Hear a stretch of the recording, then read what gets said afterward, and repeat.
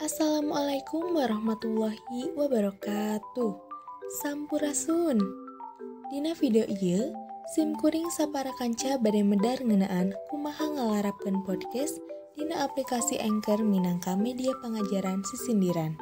Anapun, anggota kelompok opateh aya Alvina Agistia Putri Febrianti, Jalaluddin Nurmukti, Muhammad Halim Abdul Rozak, sareng Wafik Nuraini Cumana. Lengkah mimiti anu kudu dilakukeun nyaeta siapkeun handphone anu aya baterean jeung pastikeun geus nyambung kana data. Tuluy buka aplikasi Google Play Store.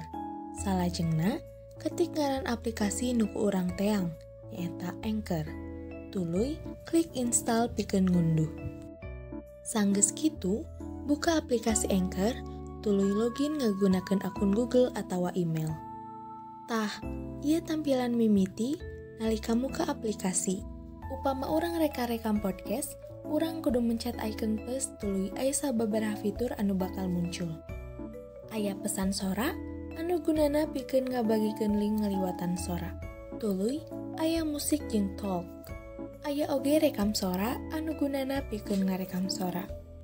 Gigireunana aya koleksi, eta teh pikeun nyimpen koleksi audio urang. Tuluy anu pamungkas aya selingan jeung suara. Eta teh gunana pikeun panglengkep sound podcast.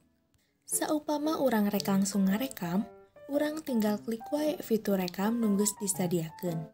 Tuluy medar ngeunaan topik nu ku urang pilih. Dina bagian ieu aya fitur tambahkan penanda anu gunana pikeun motong bagian anu teu marenah. Lamun geus beres, klik wae fitur berhenti. Engke aya pilihan fitur saperti batalkan, tambahkan musik latar, jeung simpan. Klik simpan lamun geus cocok. Sanggeus kitu, engke muncul pemberitahuan pikeun nambahkeun ka episode.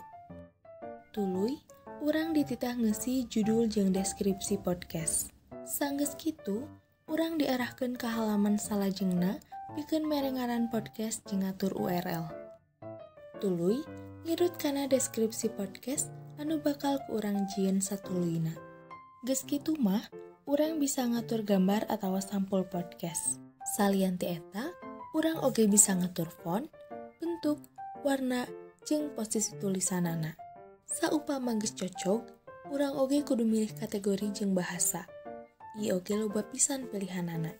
Mun geus nangtukeun kategori jeung bahasa, urang bisa milih lanjutkan, tuluy podcast bisa diterbitkeun. Kalayan milih rek diterbitkeun di Spotify, Anchor, atawa distribusi RSS.